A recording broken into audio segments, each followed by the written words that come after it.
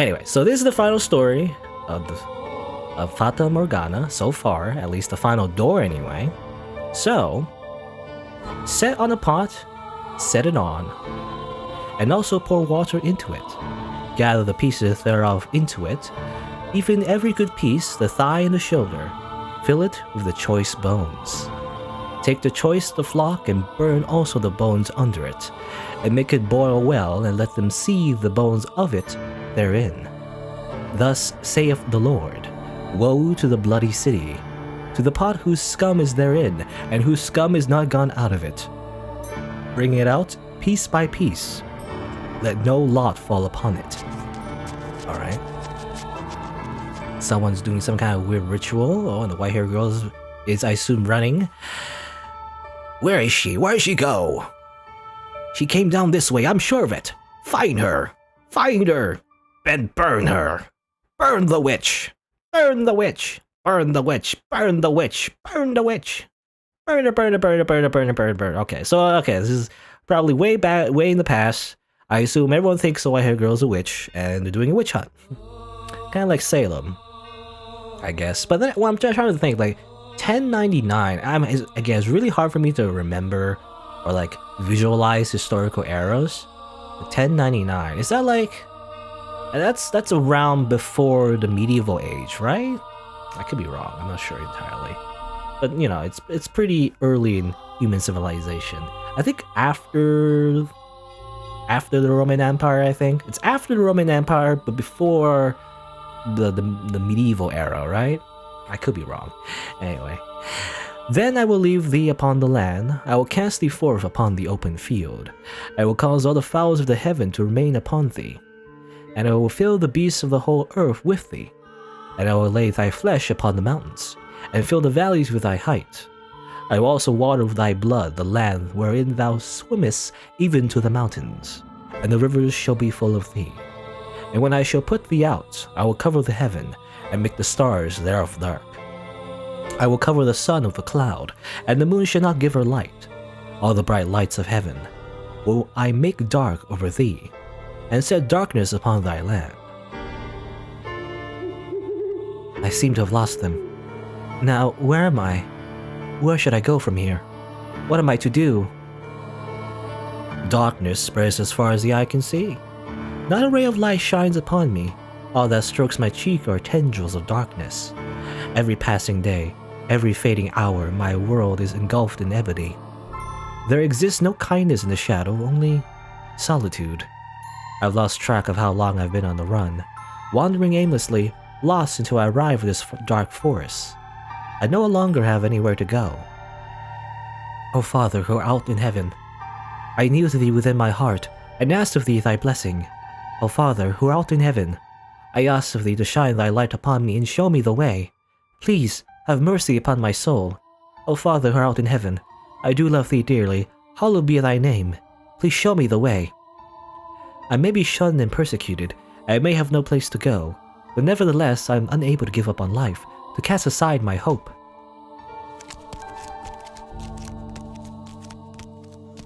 O Father who art in heaven, please guide me into salvation. O Father who art in heaven, please guide me. I can no longer remember when my life became naught but running, when it became endless wandering in the dark, and now, when I've reached the point where I've long since forgotten my hunger and thirst, my voice has become hoarse, my vision gone blurry, and my consciousness begun sinking into a lazy morass. That mansion appears before me, wrapped in a morning fog that seems to foretell rain.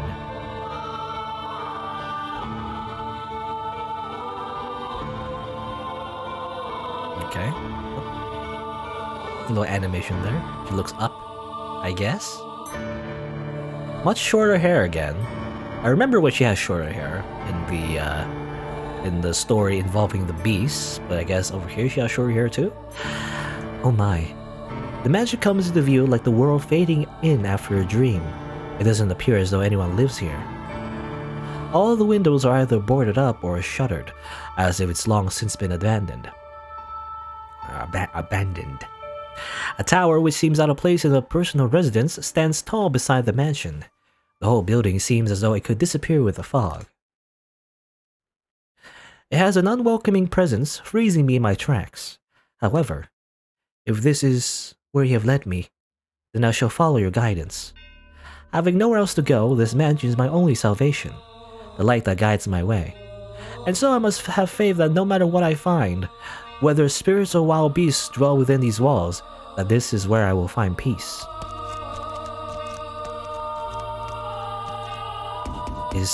Is anyone there? I guess it is abandoned. That makes sense.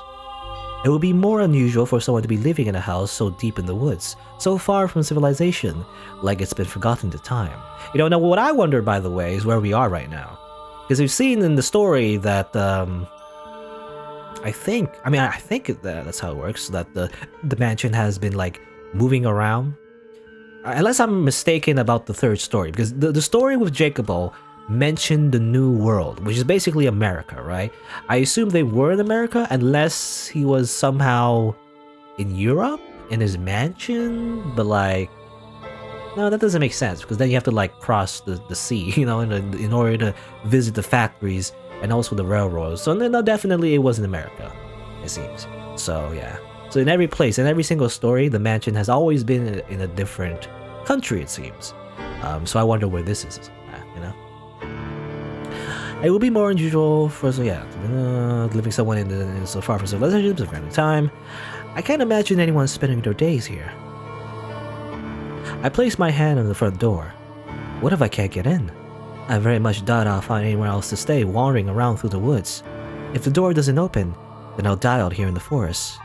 I've come to accept much, but I'm not ready to forfeit my life yet. Please open. The door is heavy, and though it seems to protest my attempts to enter, it still opens much easier than I was expecting. I was worried over nothing.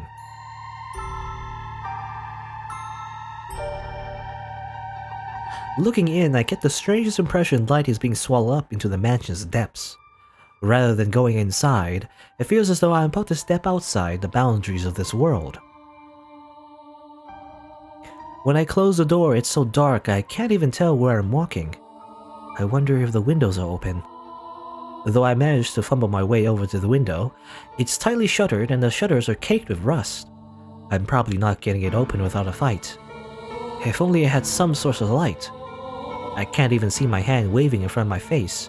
It feels like the floor will fall out from under me, and I'll sink into internal darkness if I don't watch my step.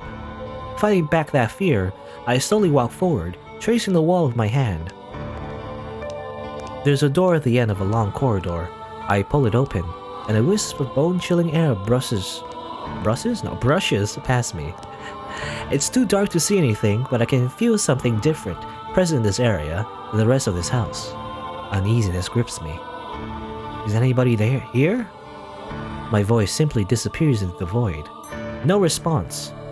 As I'm pushing forward through the freezing air, for a split second I spot a shimmer of light. Squinting my eyes, I'm able to make a large window. Unlike the others, it's not shuttered, but covered by drapes. My chances are slim, I imagine, but if there's even a slight possibility of getting some light in here, it's worth a shot. So I'll pull open the drapes. Oh, and it's this thing again. This this window with the angel on it. The next moment, faint but colorful light shines down on me. It's a stained glass window.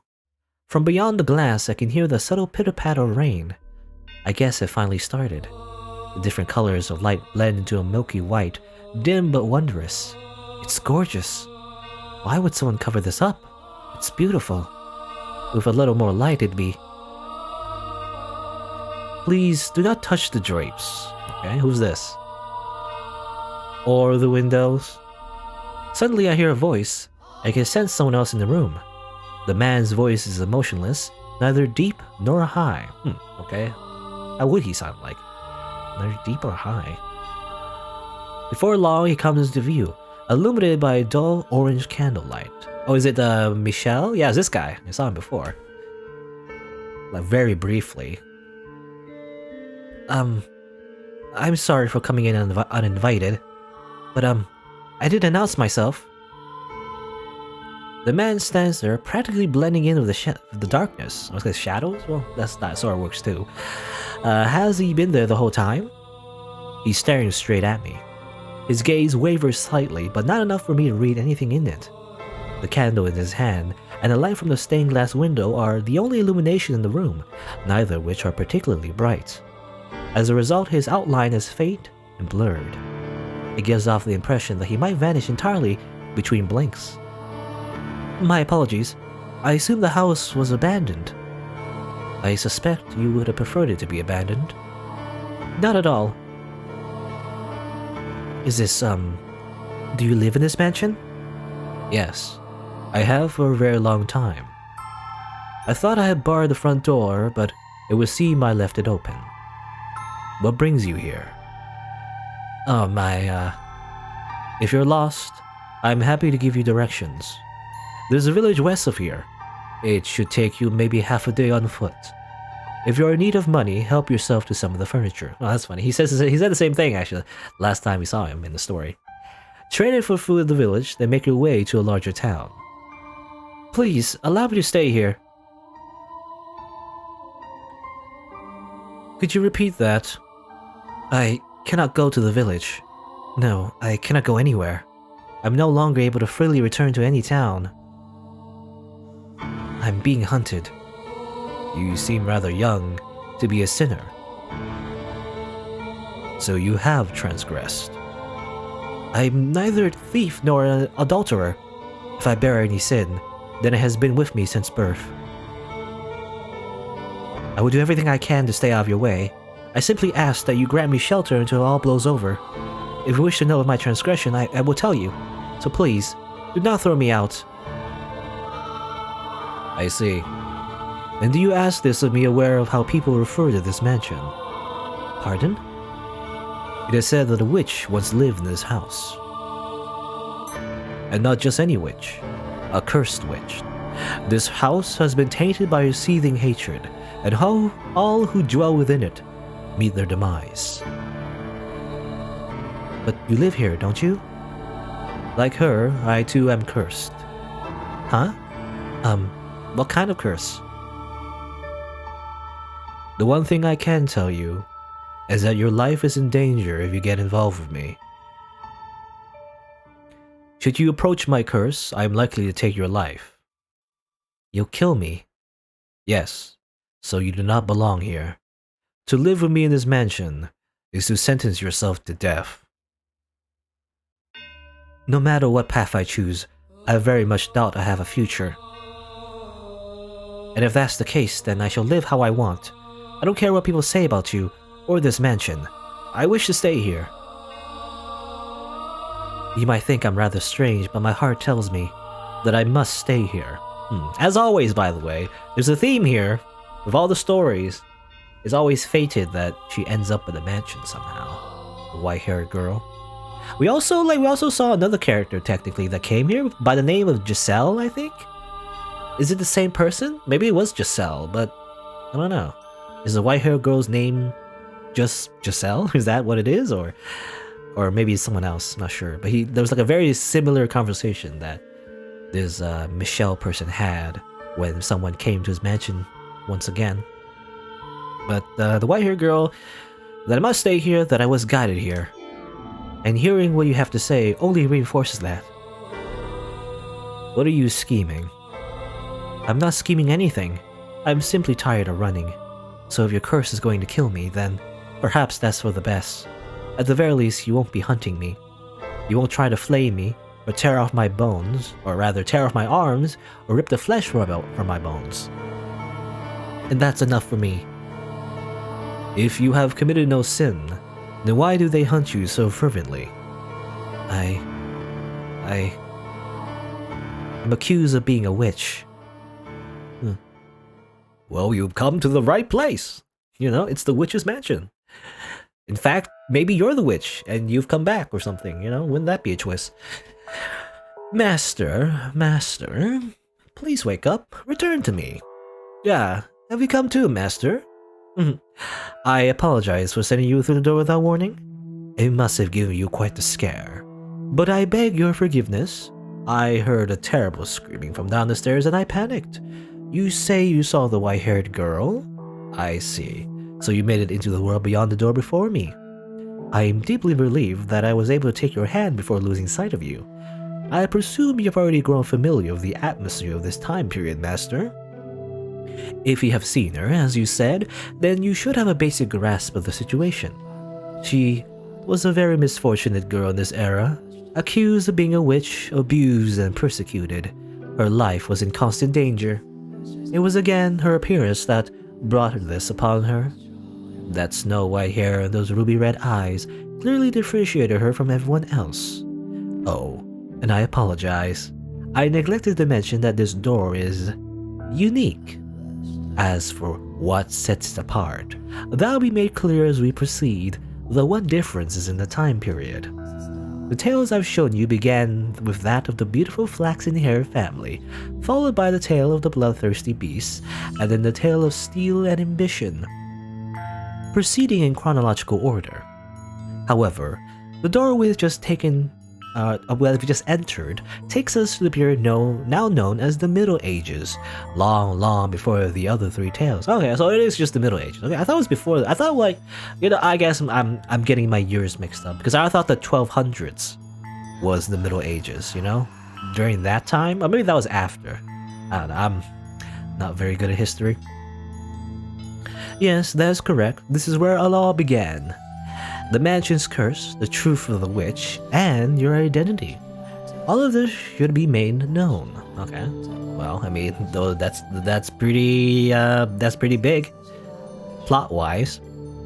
If after this tale you are still unable to reclaim your old self, well, then there's nothing more I can do. This door contains the last tale I am able to tell you. So I ask of you, please, do not let go of my hand until it's all over.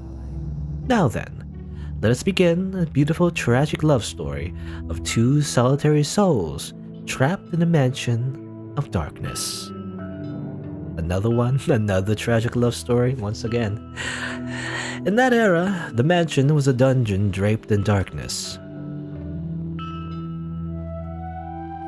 After a great deal of time on the run, the white-haired girl found herself at a remote mansion that stood in a dark, overgrown forest. All the windows were either boarded or shuttered, and it was even darker inside the house than out. Not even a ray of moonlight could enter those walls. Only naturally, the white-haired girl had assumed that nobody lived there. But her guess was incorrect. Someone did indeed dwell in the house. It was a young man named Michel. I assume it's Michel, right? Michel. It's a French name, I think. Obviously, it sounds like the feminine name Michel, but I think it's pronounced the same. I could be wrong. It could be Michael. I think it's Michel, right? Michel. Anyway, young name Michel. Though she could not make out the details of his face in the candlelight, she thought him a very handsome man, very bishonen. However, he proclaimed to her that a witch resided within the mansion and that he too was cursed. Everyone who got close to him lost their lives. Do you think that what he told her was all nonsense? A lie devised to chase her out of the house? The truth of the matter shall come to light in time. Despite Michelle's assertions, the white-haired girl decided she would take up residence within the mansion. This era's white-haired girl was younger than the others. She was still in her early teens, young enough to still be seen as a child. But she was neither as self-centered nor irresponsible as you might expect of someone her age. She was very delicate and reserved, and acted with a great deal of modesty and restraint. The accusations of her being a criminal and a sinner were grossly inappropriate. Nevertheless, she was still chased from her home, barely managing to flee to this mansion of her life. Now, the white-haired girl thought it would be rude to simply take up space in the mansion, so she chased down the master Michel and asked, is there anything I could do to help? I will clean or cook or do anything, just let me know. I want to repay you for allowing me to stay here. You need not feel in debt to me. The weight of that obligation will only turn to disdain. But I can't just stay here and do nothing. Do whatever you like. As long as you do not enter my room, that is all I ask of you. He said emotionlessly, turning away and walking off. Michelle was not, I believe, spurning her. He was merely disinterested. He did not treat her disrespectfully, nor did he seem averse to her presence. Words simply did not seem to affect him at all. Not only was the mansion a prison for his body was also a prison ensnaring his heart. I should still do whatever I can, but she did not let that get her down. In fact, she might even interpreted her disinterest as kindness. Though he was a bit standoffish, he did not attempt to cause her harm. He was nothing like the people who had accused her of being a witch and forced her to flee for her life, and she was deeply grateful for that. Thus began their quiet life together. Michelle, who avoided contact with others, and the white-haired girl, who had taken a great deal of abuse from others, and also in multiple timelines as well. Two people who knew hardly anything about one another, who were too distant to really be said to be living together. Michelle spent most of his day in his chambers, as they only ever saw each other occasionally, and they hardly ever spoke. Yeah, so Michelle is a hikikomori, spends all day inside his room. Very relatable. Anyway, though they stay in the same house, they both still live solitary lives. Nonetheless, the white-haired girl wanted to get to know Michelle better. She wanted to know why he called himself cursed, why he lived alone in this dark mansion. My first guess, I don't think it'll be the case, but my first guess is that he's a vampire. I said the maid was a vampire. What about this guy right here, Michelle? He looks like a vampire too, his pale skin, long hair. It's gotta be like a vampire, right? No, maybe not. How many days, how many years he has spent here in solitude? And while she waited for the opportunity, she also started doing things around the house. The first project she set out to take care of was cleaning. As the windows were all firmly shut, her only source of light was candles. For whatever reason, there was a great deal of candles stored in the cellar. She wondered where on earth he had acquired so many, but she never found the opportunity to ask him. It was difficult to even see all the dust and cobwebs with only candlelight, and considering the poor airflow through the house, she was afraid her efforts were going to be in vain. Still, she persisted, sweeping and wiping things down, one room at a time. Eventually, she made her way to the library. The dust that had settled there was much heavier than any other room. With each breath, she had to fight back coughs. I wonder where the maid is, by the way. The actual maid? Normally, it's the maid that takes care of this, right? At least when there's a master, but it's the white-haired girl doing this. I imagine it's a very hard thing to do, though. This is a big house, so cleaning every single room. You gotta do that every day, otherwise the dust will pile up anyway. So it's kind of fruitless, but oh well. It was not a room one would normally be comfortable spending much time in, but the sight of so many bulky volumes lying in the shelves set her heart aflutter with delight. They're books. Incredible, real books. Books are, again, pretty rare back then. The white-haired girl had never seen a book before. She had heard people describe them, but that was the first time she had ever seen one for herself. Parchment was a very valuable commodity in that era, before the printing press. Every book was made one by one manually, so it was something monks or scholarly priests made use of, and not a material one could easily acquire without some degree of social rank. Books were not printed with machines, but copied by hand. Okay, well, I already said that. I already said that maid, but I guess obviously they can't read my mind, so they're gonna say the thing that I said already anyway. The single volume took an incredible amount of work to create. Even the process of binding was an art. Standing before a shelf, she stared intently at the spines. There's so much dust. Does he not read any of them? Not much of a reader, eh? Just a peek. Just a tiny little peek. She said, making excuses to the empty room as she reached her hand toward one of the books. The tome that caught her eye was on the upper shelf. It bore gorgeous jade embossing and looked like it belonged in a treasure chest. Actually, how you say that? Actually, embossing? Embossing? I think I'm saying it wrong. I think there's like a way to say that word. I think I'm saying it wrong. Because I'm saying embossing. I don't think that's right. Embossing. Embossing? Embossing? Embossing? I don't know. Anyway, it's a very expensive looking book. Almost. Though she intended to act older than her age, the white-haired girl was still in her early teens and not especially tall. Even standing tiptoe, it was still just barely within reach. Yeah. At long last, her slender fingers made contact with the spine, and she began to pull the book toward her. Yeah. You think it's embossing? Embossing? Like boss, right? Like big boss? No, boss. It is? I remember, I mean, there's a ton of words in the English language, you know, that doesn't look like it's supposed to pronounce it that way, but it is. You know, actually, a word that I've been reading a lot in the last story was ebony, right? Ebony? For the longest time, I've always thought the way you pronounce ebony was ebony, but that's not right at all. You would think so, wouldn't you? It's E, it's like bone, right? Like bones? But no, it's not ebony, it's ebony.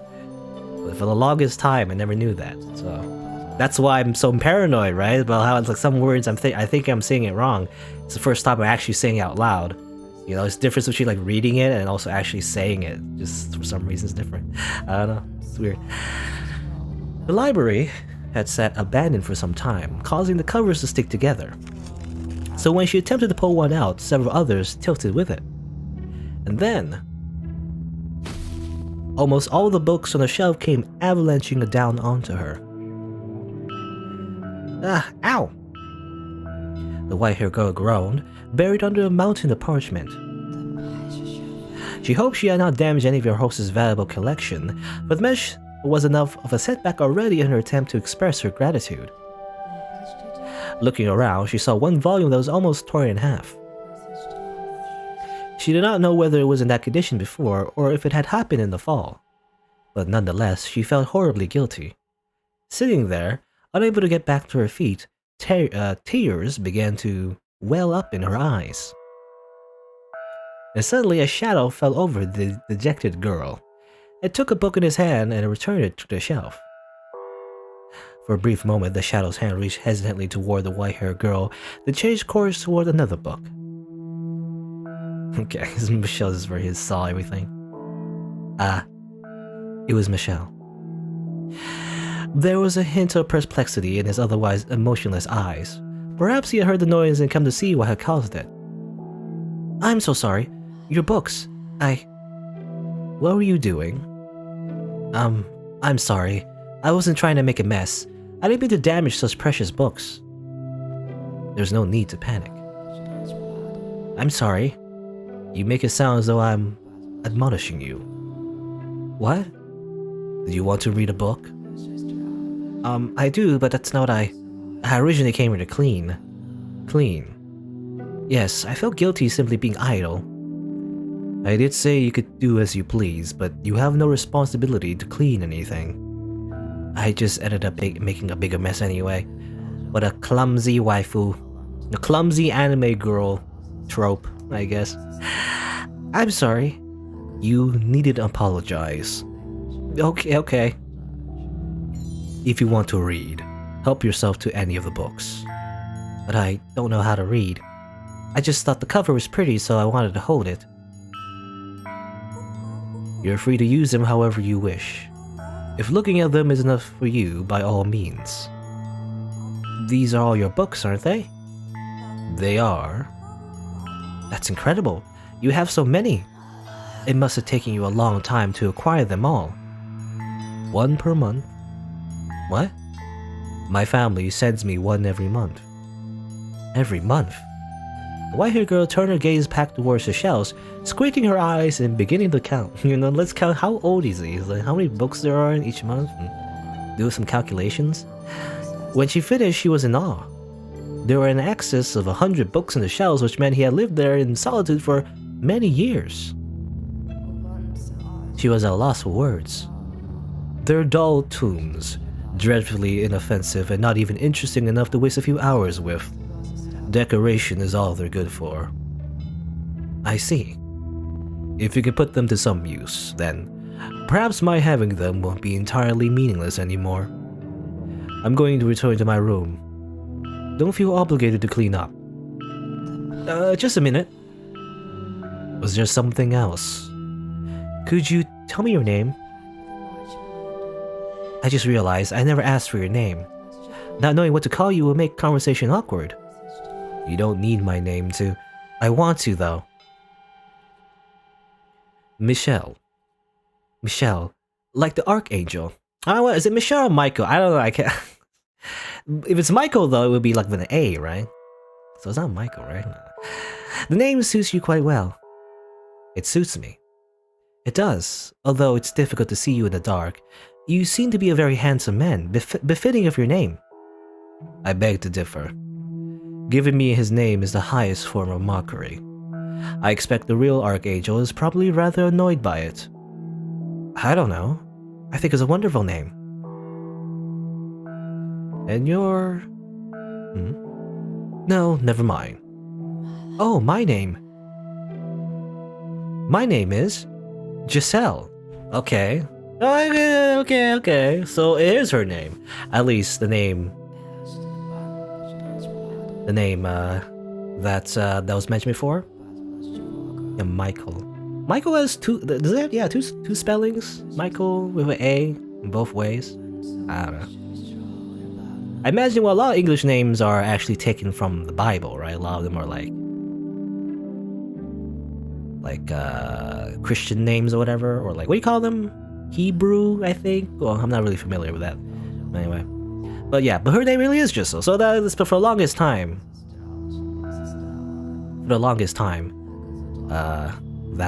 even though she says her names and multiple times in the story, is like censored, I guess.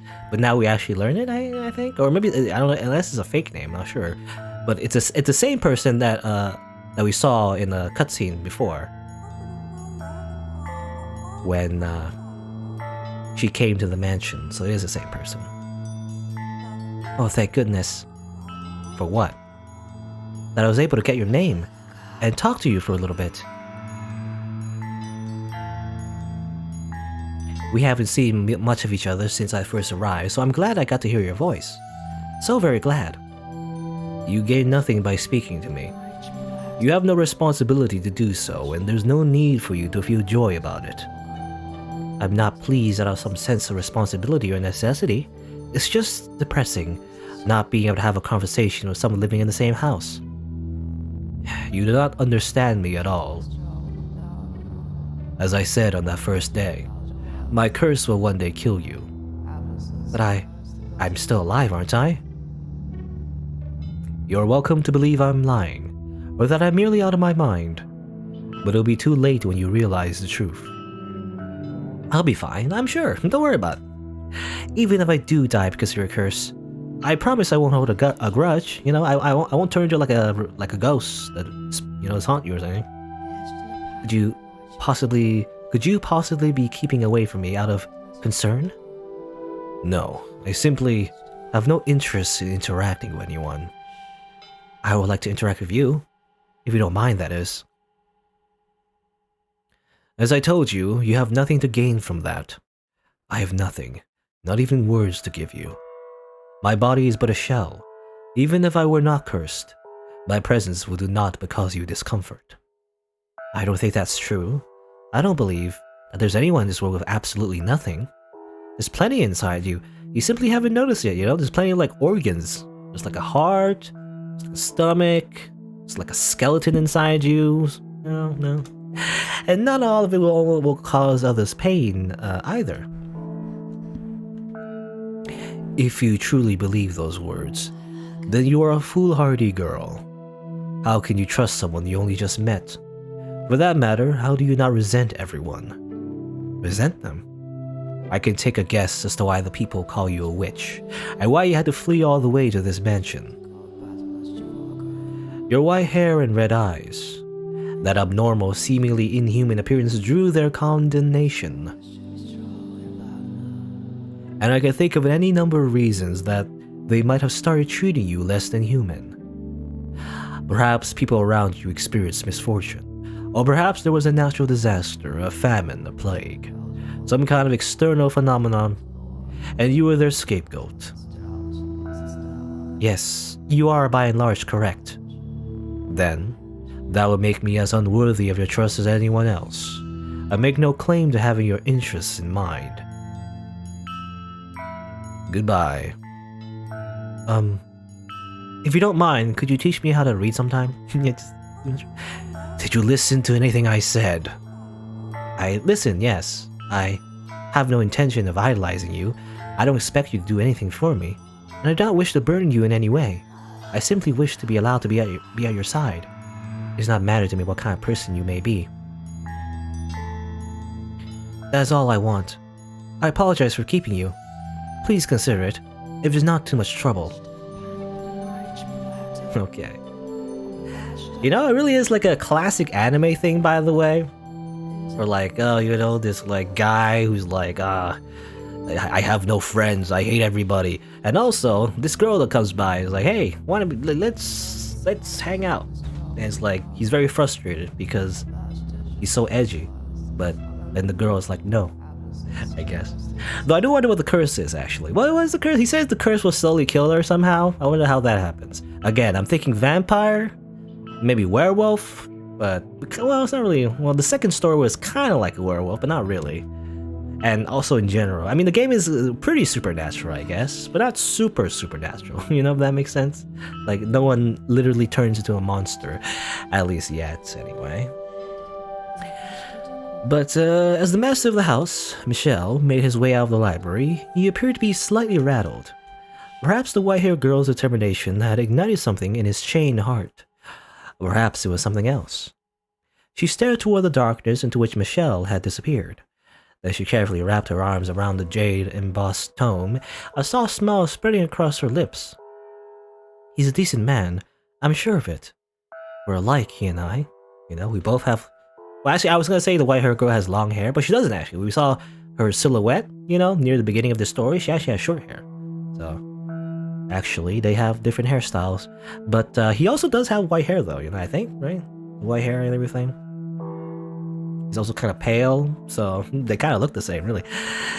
And thus began to blossom within her faint sense of fellowship as someone who also knew solitude.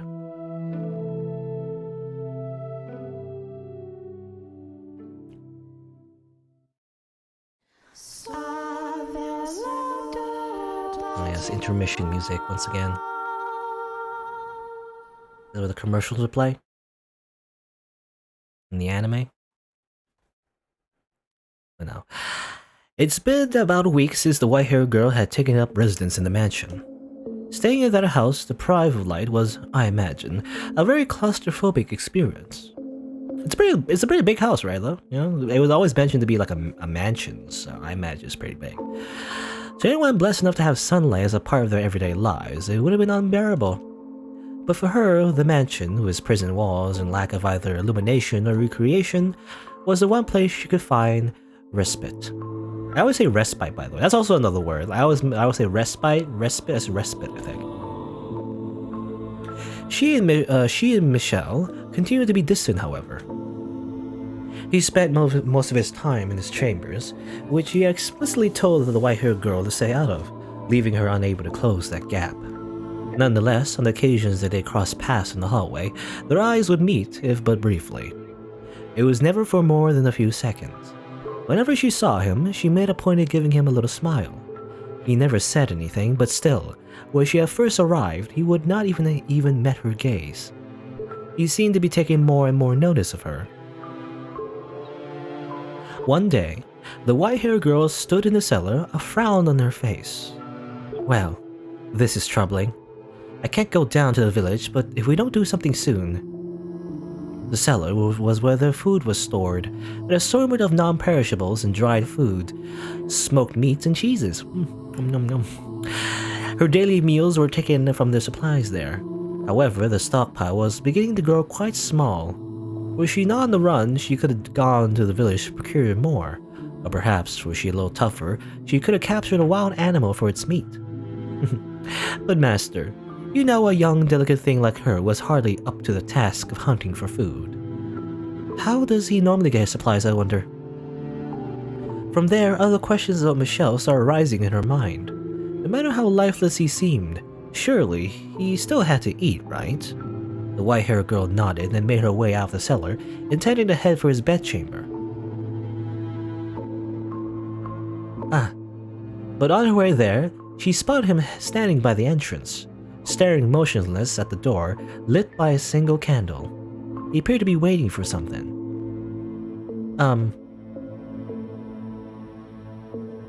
May I ask you a question? Are you a vampire that, drinks people's blood or something?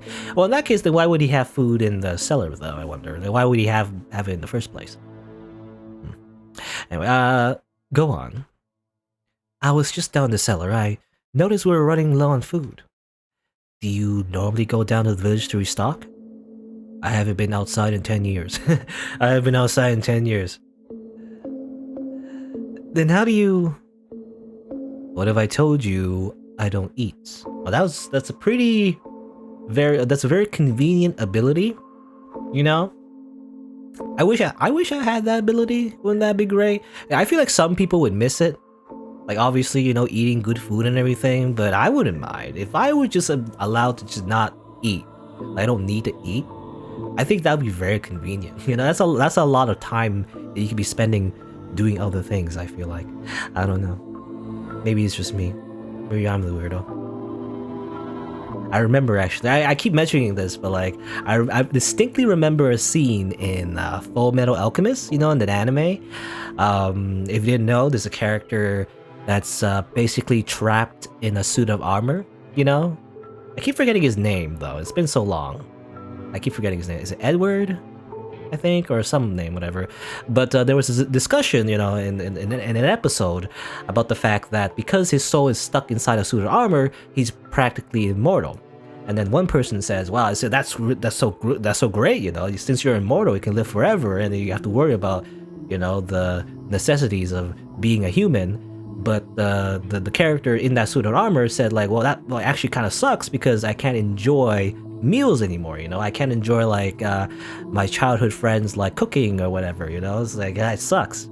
But I would say the opposite though. Like if I didn't need to eat, like who cares? I don't care. That'd be so convenient. Don't need to eat, don't need to sleep, just be in a suit of armor. I don't care. Just put me in that suit of armor. But that's just my opinion. Because I feel like it's kind of worth it. I mean, there is some sacrifice there, obviously, but it's kind of worth it, isn't it? You get to live forever. But, obviously, there's always a bunch of stories of how, like, being immortal isn't always the best thing. It depends on how, like, human civilization evolves, I guess. But anyway. Well, that I am not of this world. And as such, I have no need of sustenance. What would you think of that? That sounds very, economical? Yeah, you can save a lot of money too. You spend any on food. Anyway. If you can survive while having to eat, I guess that's one less thing to worry about. Yeah, my thoughts exactly. If it were possible. I like to have that ability too. It would seem trying to frighten you is a waste of time. Was I supposed to be afraid? Never mind. It doesn't matter. You asked about the food in the cellar. It's getting to be about that time. Wait and you will find out. What do you... It's here. Okay. So I think what he does... Well, he gets delivery, right? That's what he does. He calls up Amazon or... Well, actually, it depends on the delivery service. I think... Doesn't Amazon have like a grocery delivery service? I've never tried it out though. But there are like, there are delivery services that just simply, deliver to your house. So that's convenient, but also expensive. And also sometimes there's like, I mean, it's very relevant right now at the time of recording this, during the pandemic. I imagine because those delivery services are quite tempting for a lot of people because they want to stay in the house. However, because so many people are using it, the service is quite overworked. And therefore there's probably like a whole bunch of like delays and like a whole bunch of problems because everybody's using that service, even though It wasn't meant to be used in such a large scale in the first place. Anyway, if you want to know where my supplies come from, open the door. But I'm in hiding. There's no one at the door anymore. The knock is nothing more than a signal. Ah yes, it's contactless delivery. It really is funny how much of a quiz this is during the pandemic. It's like literally contactless delivery. A signal? The white-haired girl turned toward Michelle and to press him for more information, but he averted his gaze. Find the answer yourself, he seemed to be saying. She took several moments to gather her will, then marched over to the door. So bright. Sunlight. The sunlight, which she had not seen in some time, was so bright it seemed to burn her eyes. Although the sun itself had not gotten any brighter, she had simply spent so much time in the dark, her eyes were no longer accustomed to that much light. The color of her eyes made them quite sensitive to light already, so when she stepped outside, the whole world went bone white. The white-haired girl stood motionless for 10, perhaps 15 seconds, and when her eyes had finally adjusted to the light. What's this? She noticed a crate on the ground at her feet. She turned her head back to ask Michelle about the box, but the mansion was so dark it appeared to be wholly severed from the outside world. From where she stood, she was unable to distinguish Michelle from the shadows. A pang of nervousness struck her. She wanted to return to that darkness as quickly as possible. The white-haired girl had come to yearn for that world without light more than the one with. The crate was fairly hefty. The slightly built girl had considerable difficulty bringing it to the house. But eventually she did manage to drag it through the front door. And then everything went dark once more, except for the faint flicker of candlelight floating in the air. You can leave it there. I'll take care of the rest. What's... Without a word, Michelle approached her in the box, withdrawing a knife that he had evidently kept hidden somewhere on his person. With it, he cut through the rope that bound the box. Go on, open it up. At his insistence, she placed her hand upon the lid. She had no idea what lay inside this unexpected delivery. It could be like a PS5, wouldn't that be great? Whoever brought it was already long gone. Staring at the strange box, she was a rack of nervousness. However,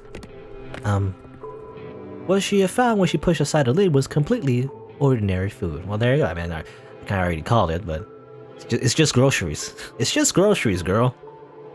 Haha. Is something amusing? It was just rather anticlimactic.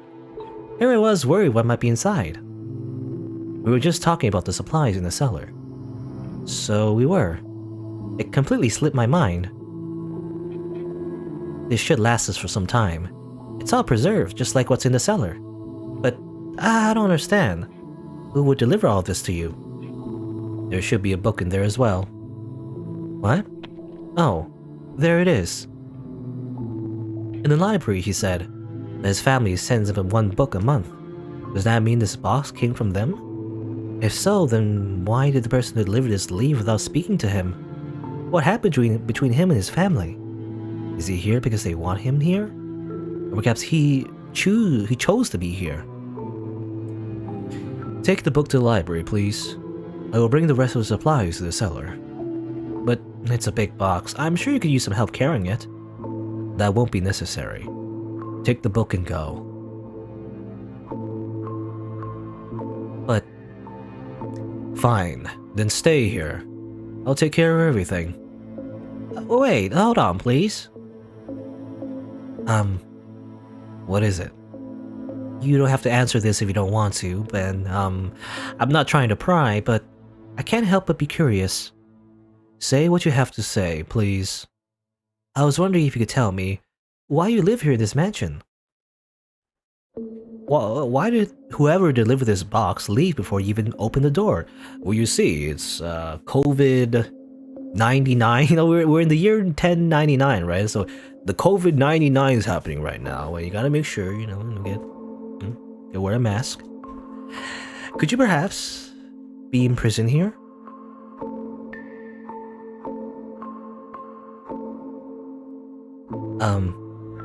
I told you this the very first day. I'm cursed. It's only natural for a cursed man to live in a cursed house. Yes, but that's such a vague answer, explains nothing at all. So can you be more specific, please? I don't understand why you're in the situation you are. I don't know how you feel about it. There's so much I don't know. And I'm not even sure if your curse actually exists. I see. Well, that is a perfectly reasonable doubt from your point of view. Having been branded a witch because of your appearance. It would make sense that you would think my curse might be fabricated, or perhaps a metaphor for something else. Alright then, come with me. What? I'll show you my curse. As he turned on his heels, the white-haired girl caught a glimpse of what appeared to be a smirk on his face, like the whole thing was some kind of sick joke. That smile, carved into his mask, was far colder than any look of annoyance or rejection. But despite the twinge of nervousness, she still followed after Michelle.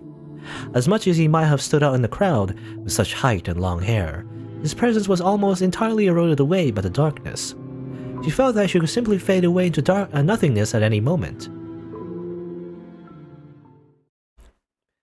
Many things are buried here. Huh? Mice, insects, wildcats, and dogs. Have you ever thought it strange how little life there seemed to be around this mansion? You're right. I haven't seen a single creature since I arrived. The only sound you hear is the wind blowing. Now that you mention it, it did seem peculiar. They were all killed by me. Or rather, they lost their lives because of me.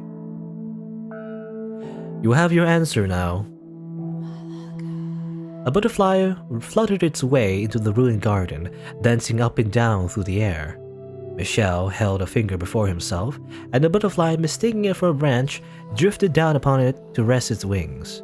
Had the scene stopped there, it would have been a picturesque moment. All that comes in contact with me loses its life. My skin, the breath I exhale, my flesh and blood, it's poison to all life. But the butterfly's movements began to slow.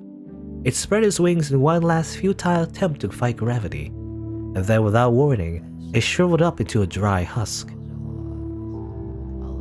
It's dead, all dried up and lifeless, like it's been dead for days. It's like his finger drained all the life out of it. Is this his curse? Is that even possible? But I saw it with my own eyes. If this is his curse though, it explains much. There are more than just insect and animal corpses buried here too. Servants who came to visit me long ago are here beneath the ground? Interesting. I don't know, again, I don't know how the mansion works, but like, if that's the case, does that mean every time the mansion appears in other time eras, I guess, timelines, there was always corpses under the garden or something? They're all here, under our very feet. That's a lot of corpses. That's why the servant leaves before I open the door. Should he touch me, should he get near me, his very life is in danger. No one is interested enough in seeing me to take that risk. No one will have anything to do with me. Nary a soul even wishes to see my face. Now you understand what I meant when I said I would eventually kill you. So that's why you have never once touched me. When I knocked the books down the library, you didn't offer your hand to help me up, and only one of us ever made contact with the box at the entrance at a time. When I offered you to help carry it, you refused, because you didn't want your finger to accidentally brush against mine. My actions were not out of concern for you. I simply dislike people. Well, others' interests mean nothing to me. What an odd face you're making. Do you not believe my curse is real? No, I do. So it's not vampires, it's just like this weird, like, death curse. It's like the Grim Reaper, you know? It is certainly irrational, inexplicable, and unbelievable, but you've shown me more than enough evidence. I don't believe you're lying to me right now either. In which case, you now understand how dangerous it is to be near me. You said that if you left, you'd be killed. but it's been some time since then. If you're careful to cover your tracks, you can make your escape. You do not belong here. He was telling the truth about being cursed, but a cruel burden to have to bear. I can't imagine just how much he's given up on, how many lives he's inadvertently taken, and how he must have felt every time it happened. How much pain that loneliness must have given him. How much despair he must carry in his heart. I don't know about that. I don't know. That might be true. But then again, we've also read the story about the beast and how he's also killed a bunch of people. He had a great time though. Yukimasa. He had a great time slashing every one of his katanas, so I don't know. Does he feel regret? I guess we'll see. How much sorrow must be weighing down on him. So no, I will not leave. I will stay here with you. Leave this place. No, I will not. Why? Why do you insist upon remaining in this house after learning what I can do? You have no reason to stay. Tell me then, why do you try to drive me out? If you really don't care for others, as you say, if you're not concerned about anyone else, then what does it matter what I do? What does it matter if I die to your curse? Got you there, Phoenix right. Objection. Some contradictions you got in his testimony. You're a very kind-hearted man. You've been watching out for me ever since the day I arrived, doing whatever you can to not inadvertently kill me, to not afflict me with your curse. No. Here's what I think. No one capable of showing genuine care for others can honestly, truly dislike all people. They can't possibly be that indifferent. No, That day we met before the stained glass window, you heard me out. You listened to my plight. You didn't try to trace me out. That day I thought you to be a good person, and I still believe that. I simply assumed you would leave on your own when it was safe. I never thought you'd be so foolish as to want to stay in a house like this, with a man like me. How does that make me foolish? Do you not value your life? Are you not afraid of death? Do you not find me unpleasant? The thing I fear most is loneliness. You're probably right that by now I could safely sneak away, get myself somewhere far from here. But even if I did, I would inevitably find myself in the same situation. The only way I can avoid that fate is to stay away from everyone, to live in solitude, with no one to talk to. I know you understand how that feels. It terrifies me. I'm afraid of having to spend day after day with no one to talk to, no one to share my experiences, my thoughts, my feelings with. If that's what awaits me out there, I want to live with you. I don't know. Is it so bad to be a hermit? I guess maybe she's an extrovert. so much so that she would rather die than be alone. But I want you to be an essential part of my life. Impossible. Please, don't chase me out. You are a cruel girl. Never again will I allow myself to get close to someone, only to watch them die. Never again. My mother was the first to die. It happened shortly after my birth. Next was my wet nurse. 2 deaths could be considered a coincidence, but as the number rose, it became clear that I was cursed, that I was forbidden from making contact with anyone, even at home. Regardless, being in the same house, accidents will happen. Numerous people lost their lives. Attendants unfamiliar with me, or those who simply brushed up against me by mistake. I couldn't take it any longer. So you chose to move here, to this remote mansion, to keep yourself away from your family. You weren't in prison here. You elected to live alone so you wouldn't hurt anyone. For better or for worse, I was born into a noble house. So rather than abandon me, they've provided me the means to live out of sight. I'll be very careful. I will do everything I can to ensure no accidents occur. To keep you from being alone again. I will not for any reason touch you. You have my promise. Well, you gotta start wearing a hazmat suit, I guess. You know, one solution maybe to put them in like a big bubble. You know, isn't that always the case? I always see it in like TV shows. Whenever there's a joke about like how someone's like very sick or something, you put them in a giant bubble. You know, I don't know. Your curse takes the life of anything you touch. I've been here for a while and a death has not befallen me yet. As long as I do not touch you, there shouldn't be a problem. Also, and I apologize if this is simply me reading too much into things, but I feel like we're two of a kind. I fear being utterly alone more than anything, and I think you understand just how scary that is. So, why are you so stubbornly insistent on it being me? I'm sure there's someone else out there. Someone you're meant to be with. It's a big world, you know? There's a lot of fish. You may not have found them yet, but I believe someone like you eventually will. Because unlike me, you still have the vigor to press forward. It has to be you. I'm certain of it. Why? Because, well, you can't tell me. No, I can, just, please don't get us upset with me. I think I might really love you. Okay. Just as you do with all the masters of the mansion. White hair girl, technically you've been with many men, you know? But I guess this is in the past, so I don't know.